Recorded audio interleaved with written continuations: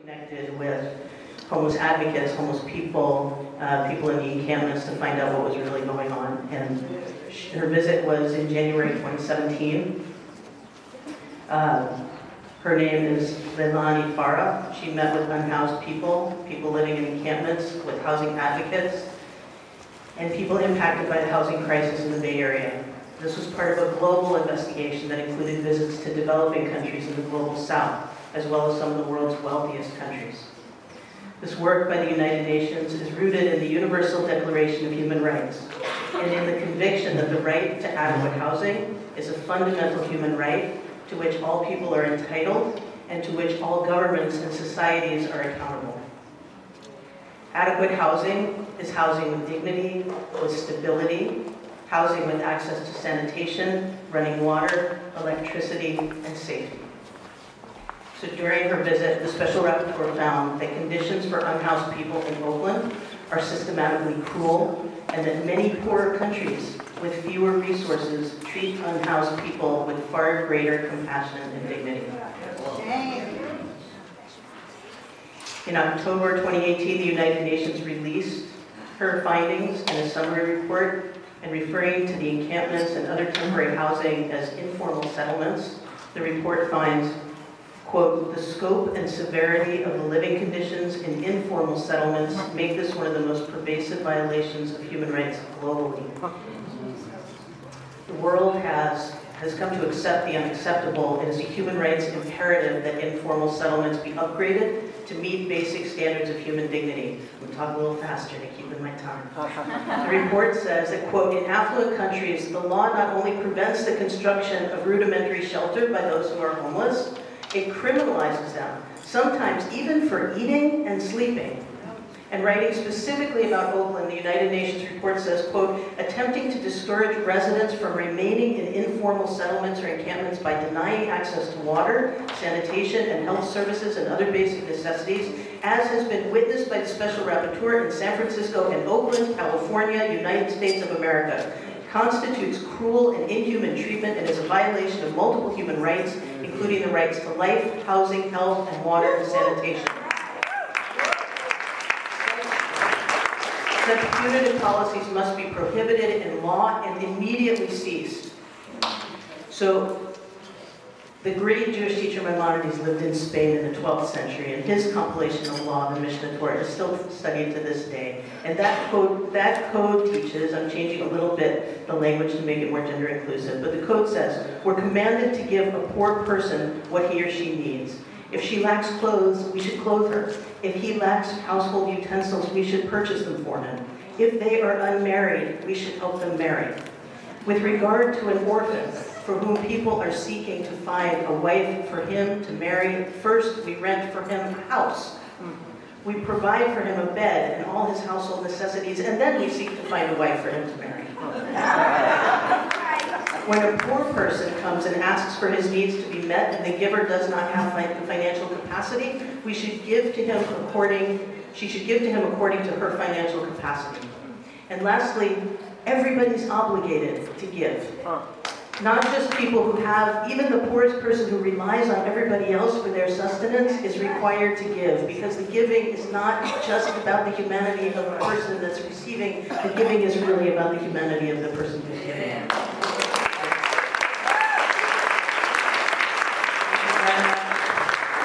My name is Deb Noily. My pronouns are they and them. You can find me at Kahila Community Synagogue.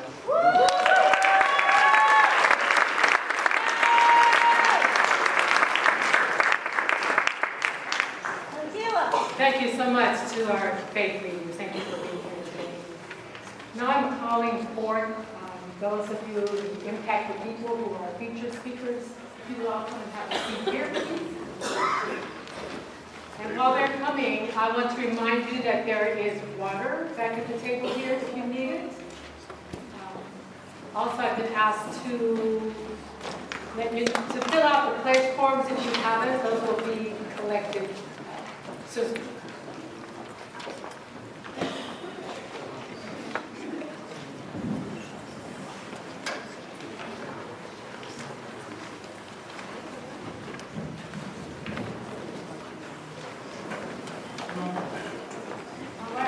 hear it for our impacted speakers.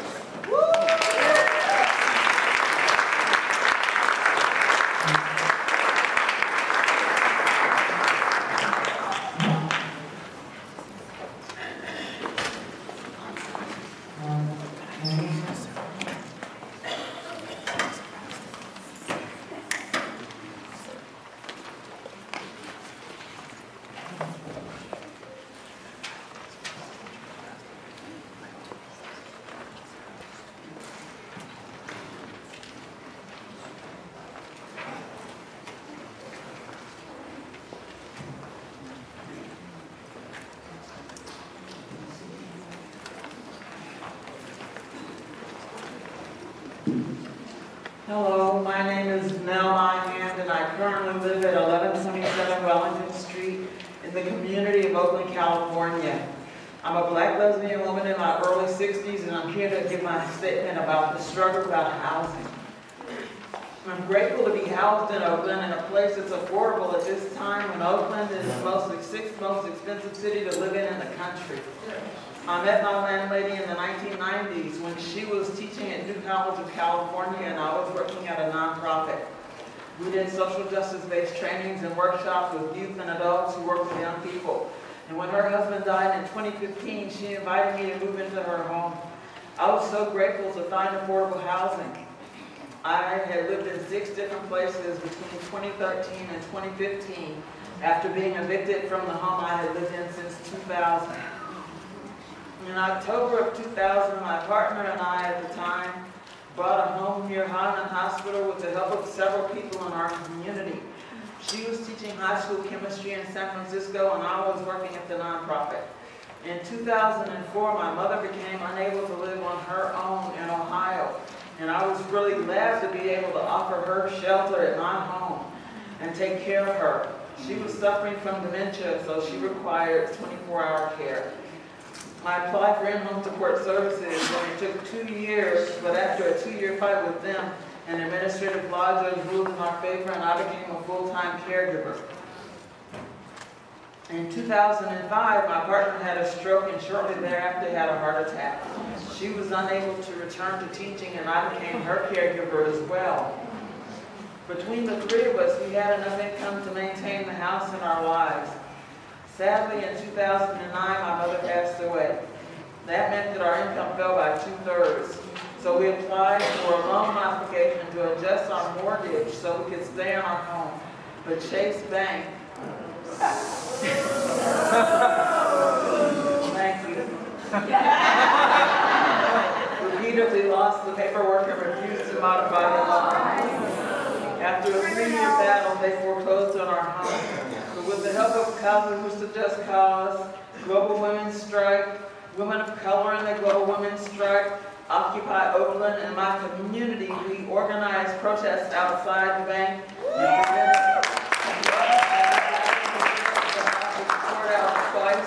and we stayed in the house for 3 years.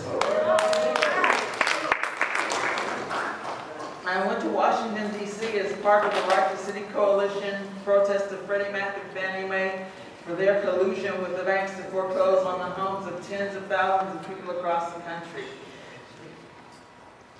And I was singing when I got arrested there, Freddie Mac, Freddie, oh Freddie Mac, we need our houses back.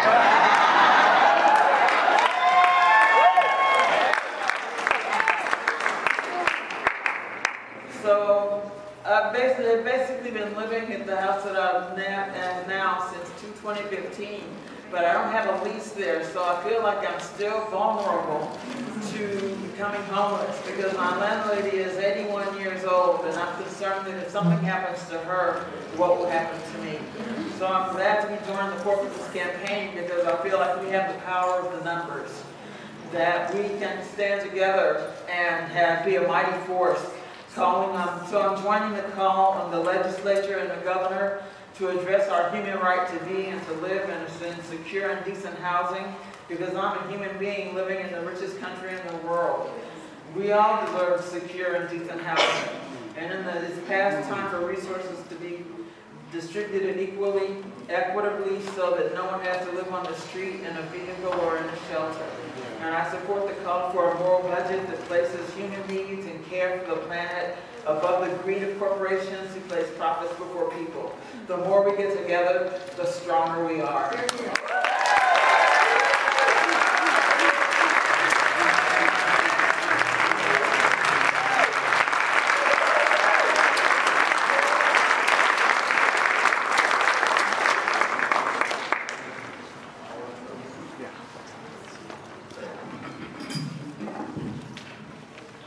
My name is Nancy, and I was given 3 minutes to talk about immigrants. If I don't have enough time to talk about immigrants, you can see the immigrants when you go to enjoy the food. You can see the immigrants when they are playing to take the money from Social Security that they are not able to claim. You can see the immigrants when you see a strong woman that is raising your children.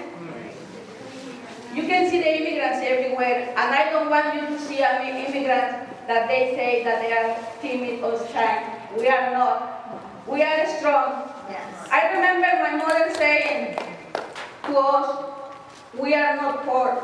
We are 12 kids in my family.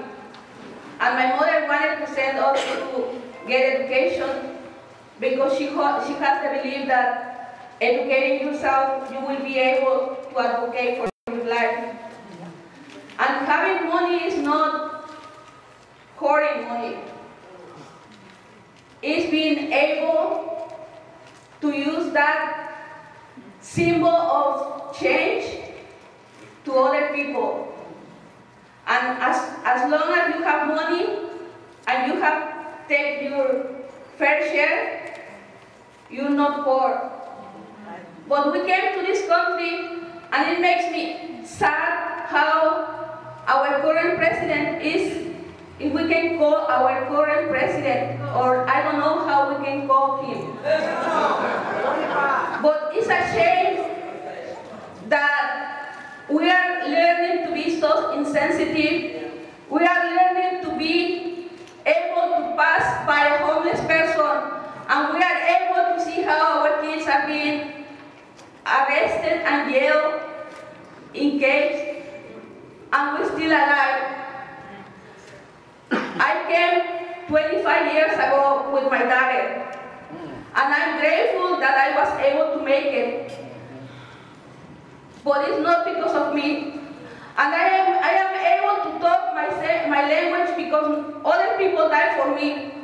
And it's a shame that we are not resisting the power that we already have. We are not going back. We are fighting for more. And when we are saying that we are defending what is already gained, we are losing. And we are saying that we are poor. We are not poor. We are the poor people. But we have all the strength, and we have to recover. We have to be together, and we have to allow people who want to divide us. We don't have to allow them. We are together, and we don't supposed to eat the bread that they want us to eat when they're saying that all us are different. When we're trying to, when they're trying to divide the African American with the Latino, when they are trying to divide us, that's not okay. If we talk about our struggle and we talk about our suffering, we will see that we are together in this, and we are not poor. We are together. We have the power.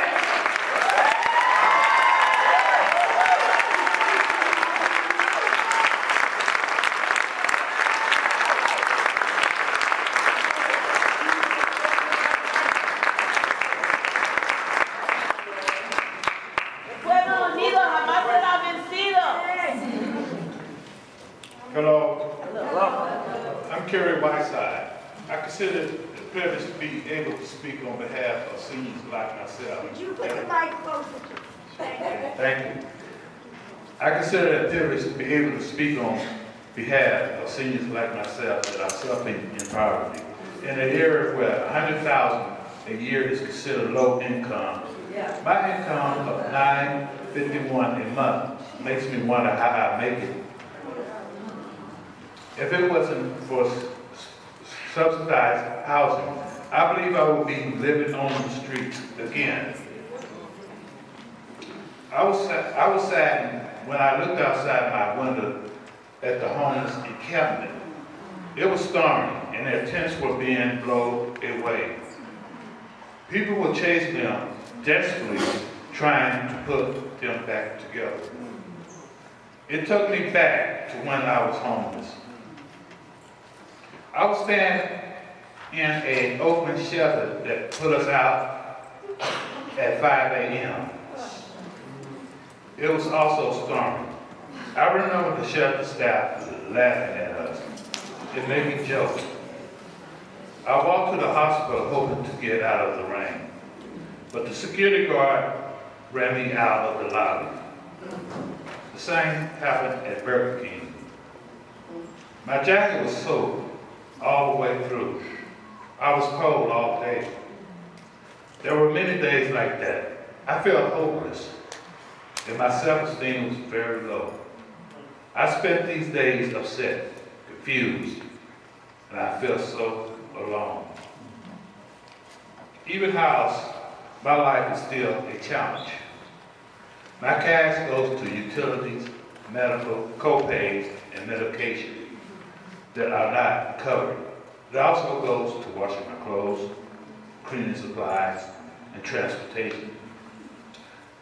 When I run out of bus fare, I have to rely on the generosity of the bus driver, who let me on for free sometimes. Thank you.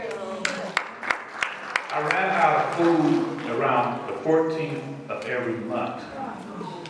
I then go to St. Mary's Center for hot food and free groceries. My eyeglasses cost $200, and a bill like that can really affect me for several months. I have to buy glasses every couple of years, but I lost them once. It sent me back again. Even a $25 unexpected bill like a lost door key would throw me whole off budget. I'm grateful that I live inside now. I feel safe, healthy, and I have peace of mind. My SSI check is lower than it's supposed to be.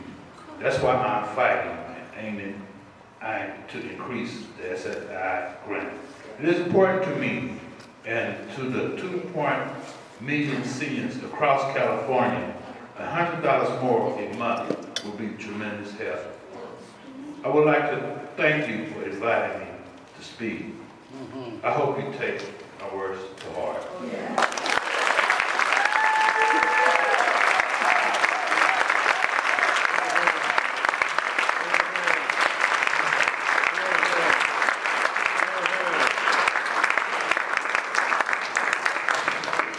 Hello, how you doing? My name is Khalil Akatar, and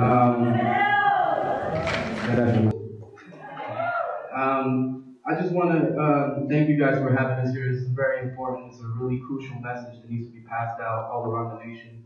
It is a shame that en el país más rico en el mundo, en el estado seguro más rico del país, en la ciudad más rica, está pasando esto. Mucha gente sufre mientras los ricos están tomando ventaja y beneficios del trabajo de la gente. Now allow me to reiterate in English. It is a shame that in the richest city in the state, in the richest state in the country, and supposedly the richest country in the world, that this is happening. That the rich have been taking advantage of the hard work that this whole nation as a whole has put into. It's a shame that my mother had to leave her country because of the dysfunctional system that is happening over there. Not because of itself, well, part of it is, but it's also because of intervention from other countries that want to steal resources from other countries like Africa, like Mexico, Guadalajara. All these nations that are rich and abundant are being taken advantage of, while at the same time, this nation takes advantage of its most weakest people. It is really crucial that everybody pays attention to every story that's being told here, because poor folks are not all drug addicts. Poor folks are not all criminals. Immigrants are not all criminals. You cannot generalize this. You got to understand that if you really want to solve homelessness, you got to deal with it, not just in the physical matter, but the mental and spiritual. You got to take the political will and effort to actually change what's going on in our system. I come from what most say nothing, with just my mother. I remember seeing her just do as much as she can, work as hard as she can to take care of me and my little brother. She worked so hard and said, you know, believe there's a God, you know, just keep on working, don't give up. And she eventually started selling cars from auctions, fixing them up, and to the point where she got her own house. Being a person from another country, she was able to gain something in this country from her hard work and sweat, and was able to show me that there is a God. And that you have to take that will, those words that you speak, and put action into them. You can't just give off nice fancy words and expect that things to change. You got to put the will to do it. You got to put the proof. And I've been living in the street with my mother, and not just Oakland, but all over California. And like I said, this is not just a Bay Area thing, this is a nationwide thing. A lot of folks are dealing with this, and it's unfair that those in position of power have used their position just as an image. And I think it is now time that if you really believe in the words you say, if you really believe in supporting homeless folks, then just do it. It's as simple as taking one step. It's as simple as giving out,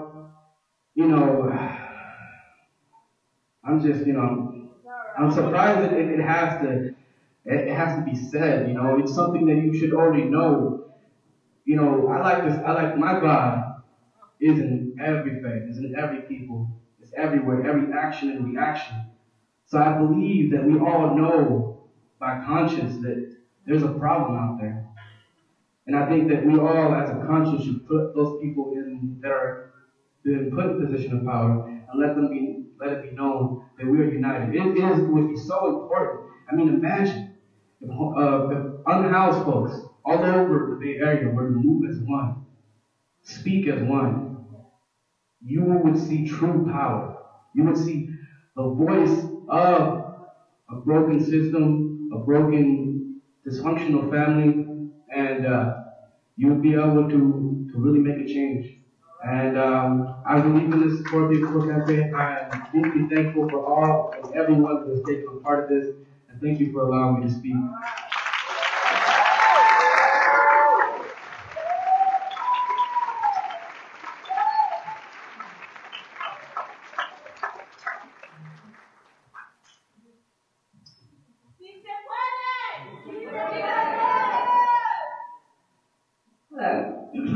I'm going to read a statement. My name is Francesca. I'm a young Filipino woman from San Francisco. Since a young age, I have been involved in underground street economy. Shortly after I started middle school, my parents divorced and my mother became a single mom when I was 11. Eventually, my mother became unemployed. We struggled with poverty. I ran away when I was just 14, and I started to sell drugs to support myself. I was not able to get a legal job because I was underage, and most of my friends who could work did not make enough money for all of us to survive. So we sold drugs to help supplement the cost of living. Many of my peers were criminalized and incarcerated for trying to survive. When I was 19, I was arrested and convicted of several misdemeanors. I joined youth employment programs and tried my best to support myself through legal work. Despite all the hard work I had put in those jobs, I still had to sell some drugs on the side to pay bills. Now with my criminal background, many employers will not hire me, so I wasn't able to get jobs that paid better. I eventually found a job that did not discriminate against me for my convictions and offered me full employment with health benefits. But then I lost that job and suddenly found myself without any income or health insurance. I then got back into the underground economy, but this time I was returning as a sex worker. I found that sex work was a better paid job for the most part, and I only had to pick up one other part-time gig on the side to supplement. I discovered that no matter where I worked, I had to work more than one job to survive. Being a brown, queer, and young woman with a criminal record created barriers for me that led me to continue living in poverty. Shortly after I began sex work, Trump became president and passed a law that deepened the criminalization of sex work, so that now the sites I was using to advertise on were being shut down and censored. This made the work environment much more dangerous by pushing more sex workers onto the streets, where we are more vulnerable to violence. Women of color, both trans and cis, are more likely to work the streets, making us the visible targets for arrest and harassment. When we are arrested for trying to survive, it creates a record that further hinders our chances of finding other employment, trapping us in poverty and prostitution. Many of the women I work with are mothers, pushed into sex work to help support families. I'm glad there's a growing movement to decriminalize sex work, to address the terrible injustices women face. I'm part of that movement. We are living in a country that has resources to fund a $760 billion military defense budget. I'm sure we can reallocate those resources to help dismantle poverty.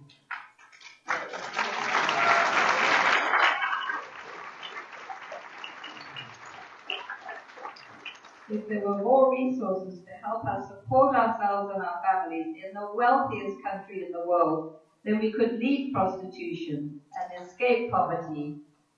I'm really glad for the Poor People's Campaign, building this movement against poverty.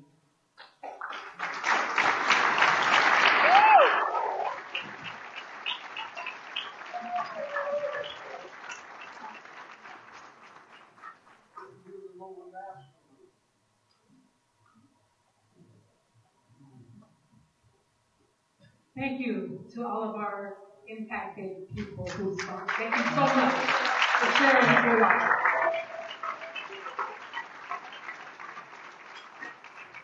Our next speaker is another faith leader, and I will let her introduce herself.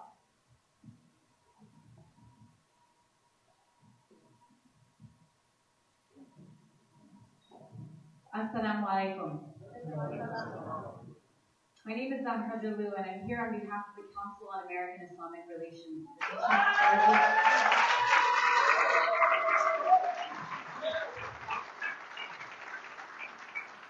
the nation's largest American Muslim civil rights organization, one that understands that our freedom is bound up together, and that when we fight for justice, we cannot fight for just us. Like you, I am humbled to be sitting in this audience today to hear from people who are directly impacted, who have shared with us that our society punishes people for far too long, that one mistake, one targeting by the police, one criminal conviction can follow someone for the rest of their lives, that all of us are just one crisis away from being unhoused, never homeless but without security, but without constantly knowing where our next meal will come from.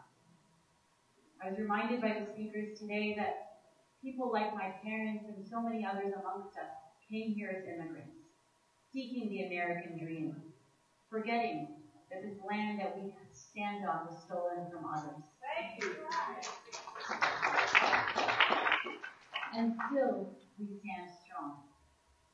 And then I heard from speakers who reminded us that our parents should never have to worry about where they will go home tonight, that they should not work their full lives and then live paycheck to paycheck, running out of food in the middle of the month. My faith teaches me that I am not a believer if my stomach is full while that of my neighbors goes hungry. That I am not a believer if my neighbors go to sleep hungry.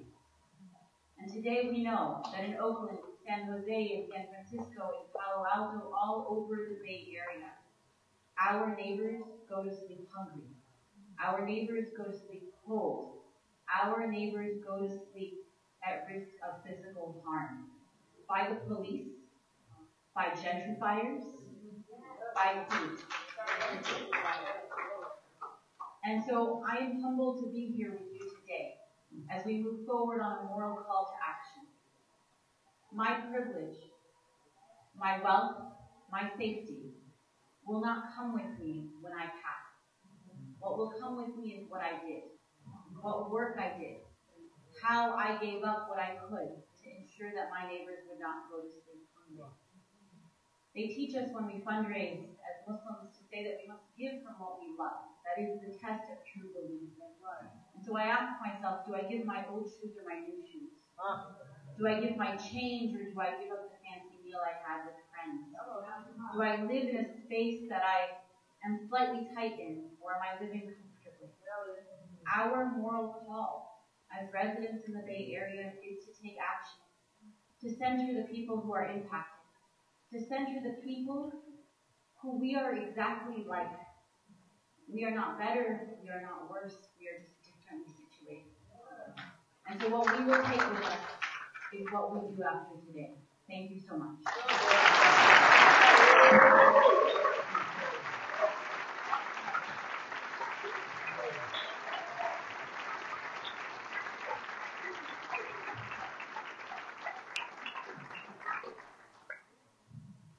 Thank you so much. I'm holding up a piece of paper and I'll tell you in a minute why. And I'll tell you why I'm here. My name is Margaret Prescott. Yeah, there's somebody. Probably recognizing the national broadcast I host on Pacifica Radio. Comes out of KPFK, Sojourner Truth. And I'm proud that KPFK is the media sponsor for the Poor People's Campaign Truth and Poverty Tour in California.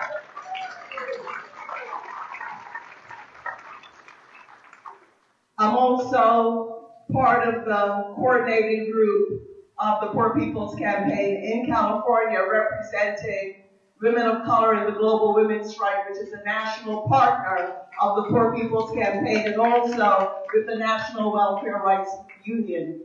And I want you again to thank these people. You know what? Y'all kind of quiet up in here. And I want to hear some noise right now because this is what it's about. Thank you. Thank you. Thank you to everyone who's sharing your story. And for living what this campaign is all about. Thank you. I also, and thank you, the audience, for being here. That's what I like. That's what I like. I also want to acknowledge, in the Poor People's Campaign, where Reverend Barber and Reverend Liz Theo Harris, they always talk about lifting up the voices of those impacted. Now, I grew up in the global South. No running water, no electricity, and maybe one meal a day. So I consider myself an impacted person. I'm an immigrant to this country. And I am with the Poor People's Campaign. Rory Taylor, who's the national president of the Welfare Rights Union, she said, we're with the Poor People's Campaign all the way. And we are with it all the way. I want to, before I tell you why, and why I have this piece of paper, to acknowledge some people in the room, because they have charged us. The platform goes to people who have been impacted, to the faith leaders. Thank you to the faith leaders who have spoken today. the Christian faith, the Muslim faith, the Jewish faith. Thank you so very much for being here. It's important. We also invite elected officials to be here, not to come and speak or to campaign, but to listen and hopefully to take what they have heard and do something about it. Y'all hear me now? I want to acknowledge that Senator Harris, I understand that she has sent some representatives, is that right? Or was that a rumor somewhere? Okay, representing Senator Harris's office. Well, you know what she's doing right now, right? Thank you for being here and for listening. And I also want to acknowledge a sister who's been in the House around here for a very, very long time, Congresswoman Representative Barbara Lee. She's actually here.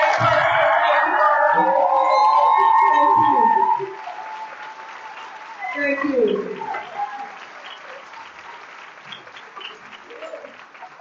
And my friend and colleague in struggle, Mr. Danny Glover, has sent greetings to all of you, to Kamala Harris's office and to Congresswoman Barbara Lee. He's not able to be here, but he's going to try to get up to Fresno to the hearing, and sends greetings to all of you who have spoken and all of you who are here. Now, I'll tell you why I'm holding this piece of paper. I'm a little emotional today because I just came back early. I came back a day early from the most impoverished place in the Americas, which is Haiti. I was not only in Haiti, but I was in La Saline, where government-sponsored massacres are taking place. The people who are dying are in the numbers we have not seen since the brutal Duvalier regime. I was in La Saline, listening to the mothers whose sons were chopped to death, to the women who the father of their children were burned alive. I was taken to a home where a pregnant woman, the skeleton was still there, the smell was still there. She was burned alive and she was pregnant. Why? Because La Saline has a history of resistance and Haiti going back to the Haitian Revolution, and they're saying, no, we're not going to take this poverty and we're not going to take this corruption. So they have been at the forefront of the protests going on in Haiti, and they have asked us to come back here and tell the Congressional Black Caucus, to tell everybody here what is happening to them, because they are dying. That's what's going on in the hundreds. But I came back early. You know why? Because we're not going to be able to stop the massacres that are happening in La Saline, or in Palestine, or in Yemen, or in Honduras, or anywhere in this world, if we don't deal with what's happening right here in the belly of the beast, if we don't build a whole earth. That's what we have to do. That is our job. That is our charge. You can't just cry. And I try to lie and barely sleep because I still see those images. So I'm asking each and every one of y'all to do something right now. That's why I'm with the Poor People's Campaign. Because we can't stay in our silos. We can't just stay by ourselves as black people or as brown people or as people in Appalachia or indigenous people. We have to come together, find our way together, because we are up against a lot. And if we don't do the kind of fusion Anthony was talking about, we're not only in deep trouble. We're not only in deep trouble, the homelessness we see on the street, but the people who are going to be paying the highest price are going to be the people in La Saline. They're going to be the people in Honduras. They're going to be the people in the Congo. We have work to do, people. We have got to build this movement. We have got to build this campaign. So here's what I'm going to do. Y'all are out here today. That's fantastic, because we need boots on the ground, right? We hope all y'all sign up on the sign-up sheet to do something, become part of the steering committee. Is that right, Faye? And Milan, who's over there live streaming, and Rob, who's over there behind the video camera, and Kenya running around here somewhere, John Troy. These are the people who have helped to build this event. Rachel is with U.S. Prostitutes Collect. That's how deep and wide this is. We're not discriminating against anybody. You're poor, You're with us. We are with everybody. So I'm holding this up because my friend Annie in Baltimore from Big Mama's house, who was at the first Poor People's Campaign, she said, Margaret, we poor. This is the Poor People's Campaign. But we also need some resources, don't we now? We got a statewide tour going on. There are costs to that statewide tour. This is a personal check I'm holding up. I want to know who's going to join me. I'm going to donate $100 right now to the Poor People's Campaign. I want to know who's going to join me. Is anybody here with me? Let me tell you, I paid my own way to go down to Haiti. If you're with me, is there anybody with buckets or something? Who's around? Look at them. Raise your hands if you're joining me. Let me count how many people there are. That's 1, 2, 3, 4, 5, 6, 7, 8, 9, 10, 11, 12, 13, 14, 15. That's $1,500 right there. Give it up to the people who are doing $100. Thank you so much. Now you can also make a check out for a little bit more, you know. And did somebody say you can pay with a credit card? Yeah, if you want to make it at that back, you can pay with a credit card. They got one of them fancy chips here, you know those things, plastic. But also you can make the check out. This Kenya to Etina. Did I get that right? Did I spell it right, Kenya? Come on up here and help me out, sister. This is my brown sister over here. You know, black and white. We believe in doing things together. It's Etina. E-T-E-N-N-A. Make that check out. That's our fiscal sponsor. Okay. E-T-I-N-A. You see that? You can't spell. What can I say? Thank you, Kenya. Thank you. Now, is there anybody who can go down the road with me? And, you know, I love the way Tupac always said 50. Can anybody do $50? Anybody here $50 to Atina? Okay, here we have 1, 2, 3, 4, 5 people, 6, 7 people at $50. Now, you know what? I need some people counting the money because before y'all leave here, we need to tell you what you all have done today to support the Poor People's Campaign. So please, raise your hand again, the $50 people. I want to make sure they got you. $50. How many people we have here with buckets collecting money? Come on, we need some more buckets. Anybody got a hat we can borrow? There's a brother over there with a hat. Can we borrow your hat? It's red, but I don't think it's a MAGA hat, mega, whatever they want to call it. Okay, if we need some hats to go around. Okay, $50. Etina, spelled E-T-I-N-A. E-T-I-N-A. Okay, very good. Anybody for now? Don't leave now. Don't leave now. We got some more things coming up for you. Anybody for $25? All righty. Why don't we just, here's a hat for $25. Here's another hat. There are 3 hats for $25. 4 hats for $25. A lot of expenses here. And we're not brought to you by Monsanto. Aren't y'all glad what happened to Monsanto?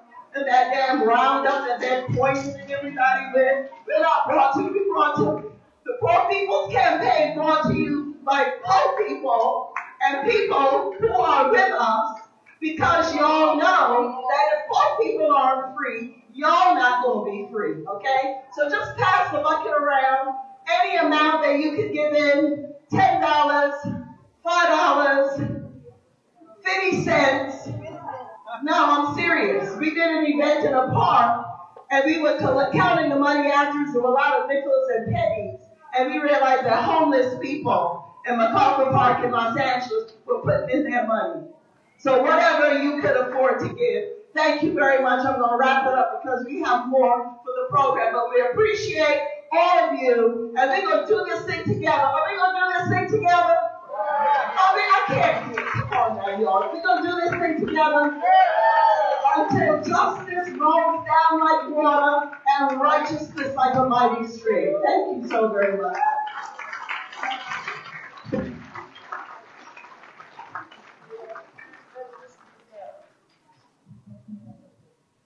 Okay, my name is Faye Wilson-Kennedy, and I'm from Sacramento, and I'm one of the co-chairs. Thank you very much. And Margaret, thank you for that call to action. We will continue to take your donation. So we would like to thank all of you for coming out, supporting the Bay Area Poor People's Campaign. But then we want to tell you we're going to continue to journey on to the Central Valley, to Fresno. We're going to roll with our vans, our cars, and SUVs come Monday. Monday, April 8th is going to be the statewide public hearing in Fresno. And you all are invited. So there's not buses that you think about. Some of us rented vans, some of us use our SUVs, some of us are driving our car, some of us are even taking a train or bus down, and we have one person sitting on a bicycle down. Okay? We need your bodies. We need the elected officials to hear the voices. We need the elected officials to hear your roar. Can you roar? Poor People's Campaign. Can you roar? Poor People's Campaign.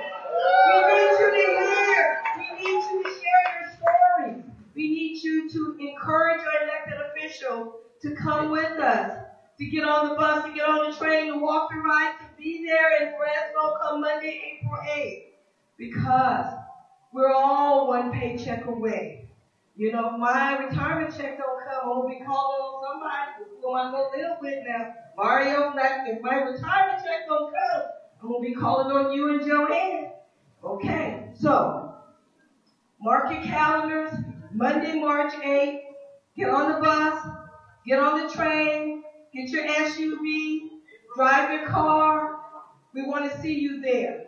If you would like more information, you can connect with the people here in the house, and we'll give you more information. And on behalf of the Poor People's Campaign, not one step back. Thank you very much.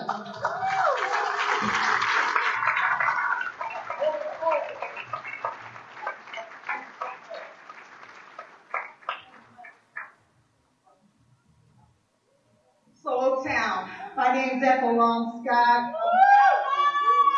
I'm from the Women's Economic Agenda Project and have been on this battlefield fighting poverty and for human rights for a very long time. I can remember when we met in this very room when Congressman Jones was alive and my wonderful Congresswoman at that time was doing the work preparing for this. And the notice is out that the effort of big real estate, big tech, big money was coming and taking our folks' homes. And that was before we had people ever thinking about living in encampments. What we have found is that we're looking at a failure of government when it is being run by corporations. And so this business of the Poor People United with a vision of turning this damn thing around has been on some of our minds for quite a while. And we'll bring a youngster here who's going to talk about the effort we're doing at Laney, but also how part 2 of this hearing is happening at that time. Hi, my name is Michelle Snyder. I'm with Laney College student. I'm with the Laney Tower. I'm one of the editors there. Thank you. I appreciate everybody who is into journalism these days because it's under attack, and so are our schools at all levels, I do believe. Especially since I've been at Laney for the past, this is my 3rd semester, I have seen the college deteriorate. The elevators don't work. People who are disabled can't get to certain areas. Recently, a fire had closed the student center and a whole entire building, so they're removing classes. And in the most recent Laney Tower, we have an article regarding that in the mishandling and mismanagement of the finances in Peralta District. I left a stack of Laney Towers back there. There was also an article I wrote here about the student homelessness in the state of California, but also specifically for the Peralta students. And I'm going to just read this first 2 paragraphs for you. In a time when wealthy parents can spend huge sums to get their unqualified children into university, community college students are struggling for the basic means to survive. 30% of Peralta students experience homelessness, according to the Spring 2017 Peralta Community College District Report on Students' Food and Housing Survey, authored by Vanessa Mercado. So that's just the first 2 paragraphs, and we didn't even know about this survey for this whole entire time it's been out. There's been more recent surveys, and KQED has been following up on this, that there's about 50% community college students statewide are experiencing housing insecurities and homelessness, as well as food insecurity. And I'm just going to tell you, I thank you for saying young, but I just started at 40 years old. My twin daughters are now teens. I struggled to go to college, and I always assumed that I needed to go to a 4-year to get anywhere, but let me tell you, community college is actually getting us jobs. And this is the trade education that we need to get our community, to get the people that are in this community into tech jobs rather than flying them in from other states and other countries or wherever they're coming from, already educated. People that already have money are coming in, and that is part of our gentrification issue right there. We need to be focused on educating the people right here in our community, and community college is key. But as we are witnessing with the things that we are reporting, it's almost as if they don't want us to succeed. It's almost as if they are defunding us and stripping the basic needs, and so that we will be shut down. We're already in an issue where we may be losing our accreditation. We are in dire straits in our community colleges, and I really believe that we need to put focus not just in community colleges, but also public schools as well, which are under attack with funding, and charter schools. That's a whole other story. These are a lot of issues, and through education, I do believe that we can uplift our communities out of poverty. Thank you very much. In these last 30 seconds, we want to let you know that on April 17th at Laney College from 12 to 4, we will be doing part 2 of this hearing. Now, I won't get all of the same kind of media and the wonderful impact of this statewide bus tour, but let me tell you that it will be attempting to pull together so many of these students, young and old, who have been suffering in homelessness, suffering with poverty, suffering watching our schools being destroyed. It's an opportunity to come together now. I only got about 18 flyers left. And so I'm going to say, if you want one, and if one of you from a group, please take this.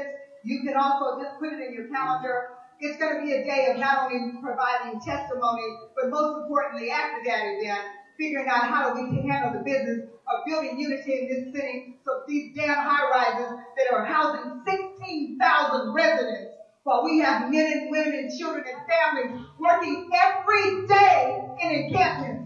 It is unacceptable. If you agree, then let's get business. Let's not in the city of Oakland. I thank you.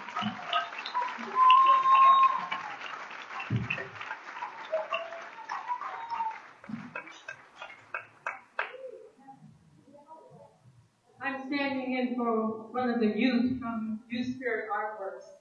Youth Spirit Artworks is an art job training program in Berkeley servicing the Bay Area, committed to empowering and bettering the lives of homeless, low-income San Francisco Bay Area youth.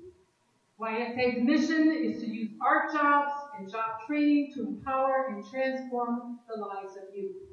Right now, in fact, this very day, there is what's called a bill. Youth Spirit Artworks is building tiny houses to house homeless youth in the Bay Area. I had the privilege of going over and walking through this build today. This tiny house village project was initiated by the young people in the program in response to the crisis in affordable and accessible housing. There are 1,700 homeless young people in Alameda County, and only 36 youth-designated beds in shelters. Young people facing housing instability have overwhelmingly experienced abuse, neglect, mental and physical obstacles, and lack access to public resources. The first phase of the 14 Tiny House Village Project will increase the number of youth-designated beds in the county by almost 40%. All right, so I asked him what I could present today as an ask of you. So the rest of this month, April 6th, 7th, 13th, 14th, 27th, 28th, August 17th, 18th, 24th, 25th, and September 7th and 8th will be build days. They'll have 30 plus people each day working on building these tiny homes. Their ask is for donations of food or money to buy food for the builders. Such things as bagels, muffins, peanut butter and jelly, cold cuts, cheese, trail bars, trail mix, bottled water, tea, coffee, fruit, chips, cookies, drinks, juice, water. You may sign up back there at the table to the left of the exit door. Thank you very much, and the youth who are homeless in our county. Thank you.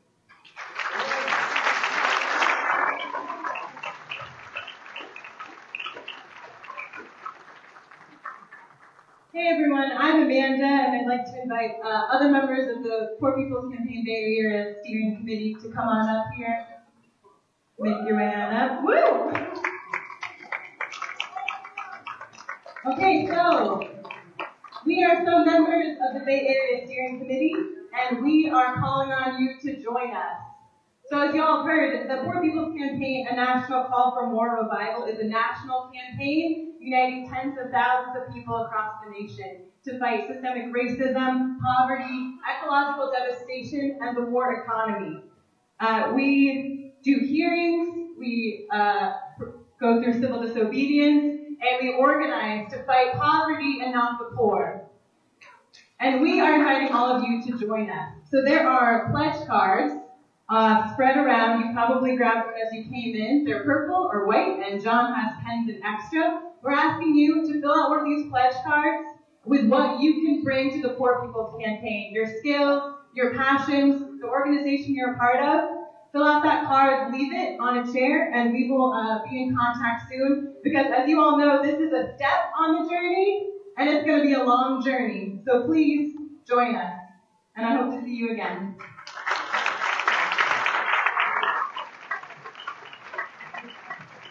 Is the community choir here?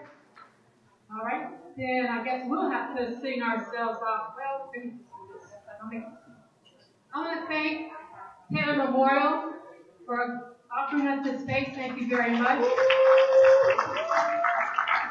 We want to thank every speaker, our faith leaders,